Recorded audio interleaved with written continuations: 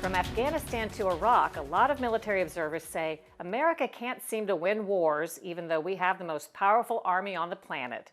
A new book examines why. It's called The 11th Hour in 2020 America: How America's Foreign Policy Got Jacked Up and How the Next Administration Can Fix It. I recently spoke with the author, former Army Lieutenant Colonel Daniel Davis. I began by asking about a controversy in 2012 when he went public with a report that claimed the surge of U.S. troops in Afghanistan was not a success.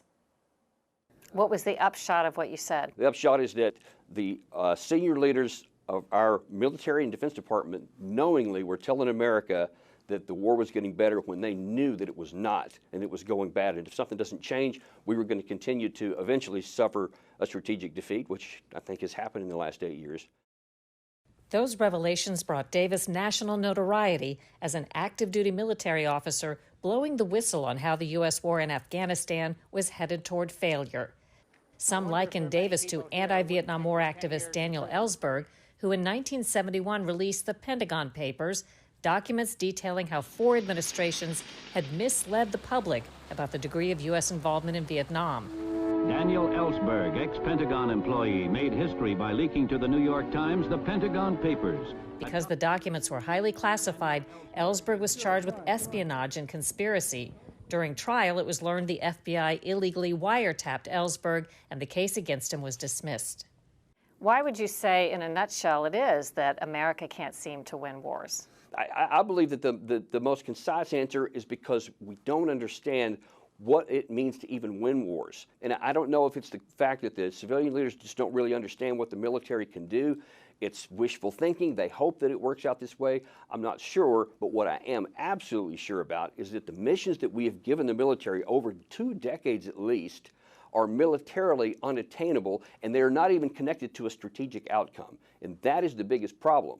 It seems like as part of these wars, like in Afghanistan, after seeing what our troops are tasked to do, I would describe it as a lot of social work, because they go into Afghanistan and they're supposed to rebuild the schools and tell the women that they can be anything they want to and get them involved in government and law enforcement and things that seem far removed from fighting a war.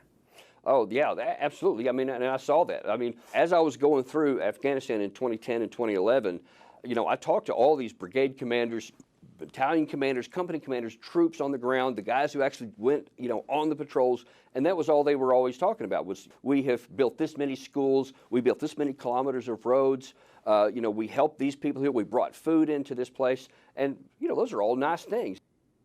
But what does that have to do with winning a war, and how is that ever going to result in a military unit ending a war? That brings another comparison to Vietnam.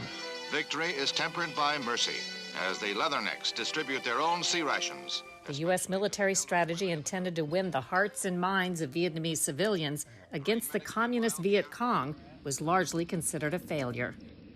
And then when you get into the more complicated situations like, well, let's have the government be less corrupt and let's have them be more effective and more efficient. Well, those aren't military tasks at all.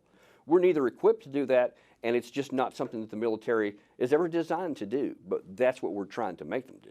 Is there any financial motivation to fight wars in the inefficient way that you described, do you think? Well, I mean, there is. It's beyond question that there is. And, you know, and a lot of it's not so much that, you know, people are running around and, you know, in the shadows and, you know, rubbing their hands and saying, yay, we can make a lot of money. It's usually cloaked in patriotism and, you know, we need this to defend our country and we have to have this bulwark out there, and so we need all of these, you know, extra troops here. We need to keep them there to keep from being attacked, and yeah, that ends up making us money, so yeah, that's good. But who's making the money? Are we talking about defense contractors, people who support the troops and build the equipment and so on? Yeah, I mean, look, we got to be honest, and the fact is that many of these members of Congress that either support these wars or fund them or refuse to end them are also the ones, it's just a fact, are the ones that get the biggest financial contributions from defense contractors and companies that make money off of these things. And then they have all these lobbyists that they spend millions of dollars every year convincing all these people, all these members of Congress, it's in your interest to do this. So you see those things, and it's a symbiotic relationship, and the net result is these wars keep being fought.